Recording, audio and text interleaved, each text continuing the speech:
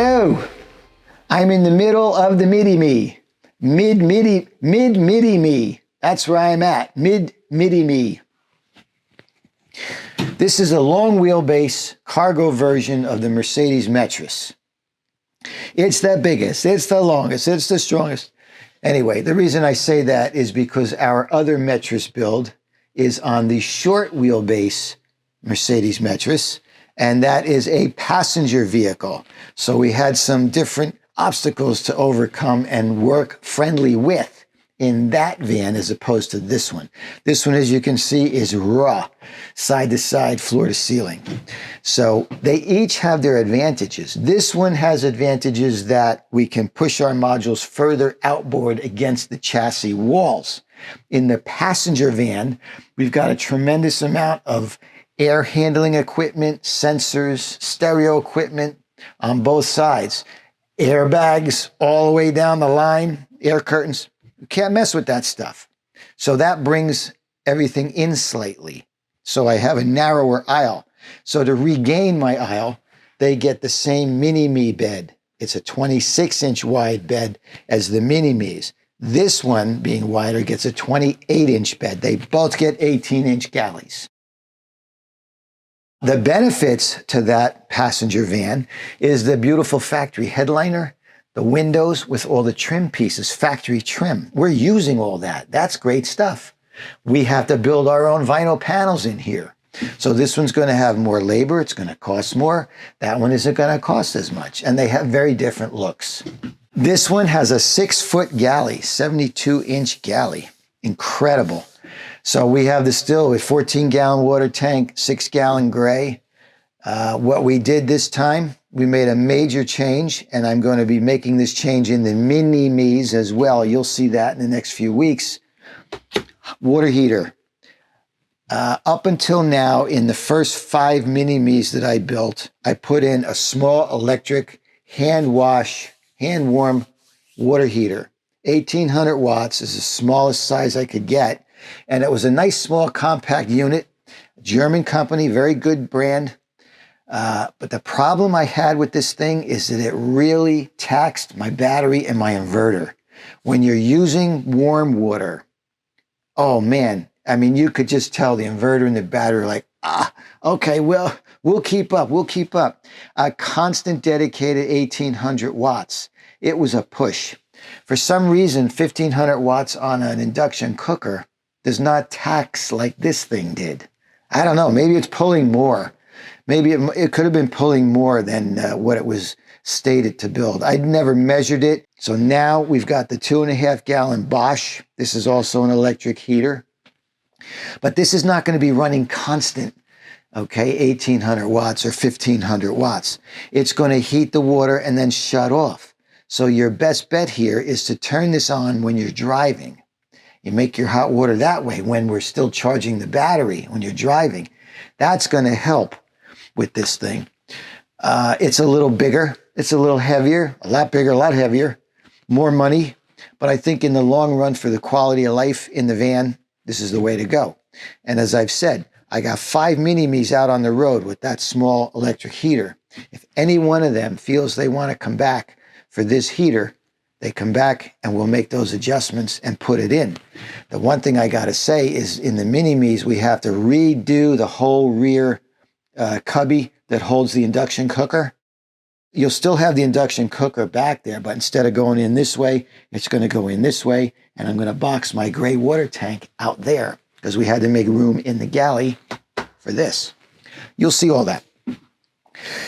These things are supposed to be cookie cutter, but so far we have never done two the same. We keep improving them. We keep making them better. Last week I went camping, and I got to tell you an incredible story. I just couldn't get over this. Rather than explain it to you, I'm going to let the full impact of the video I did last week out in that campground wash over you. So we're taking a walk around the campground here. This is Amish country. This is the leading edge of the campground, and this is the view that they have all the way across the valley. There's June and my son-in-law and my daughter. So this line of campers, which appear to all be fifth wheels, This is the view they have. Is this crazy? Look at how beautiful that is. Oh. And now there's something really, you want to know crazy? I'll show you crazy. We're walking this campground, and I come down around one of the curves. It opens up into this area of the campground. And what do I see? I spot it like it was immediate. My old Class A that I sold 8 years ago. My Safari Cheetah that I sold 8 years ago is here. And it's the guy I sold it to. I saw this thing. I said, wait a minute. He put a new awning on it. Look, see that? That is my Class A. I bought that brand new in 2004. I cannot believe it that it's here and that I saw it. If we didn't come down this way, if we took our walk on another path in this campground, I would have never seen this camper. I'm sick. I cannot believe that this camper is here. I'm staring at it and I'm thinking of all the trips we made with our 5 little kids. 40-foot, 3 slides. Look at that thing. Look how long that is. Look at the tail. I used to thread a needle with this thing on these trips. I was like Ralph Cramden driving this thing. We went up and down the East Coast from Maine to the Keys and back for years. It was the highlight of our year to take those trips. I can't even stop looking at it. I cannot believe that was our camper and that here it is. And I'm in a travel trailer. Isn't that something? I'm still not over that. I cannot believe that we were standing in our Class A. All those trips, all 11 years, we ran that camper up and down the East Coast, Maine to the Keys. It was so much fun. 5 kids, 4 dogs, so much fun.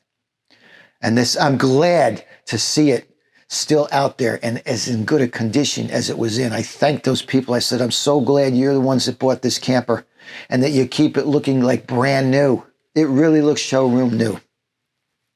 So that's that.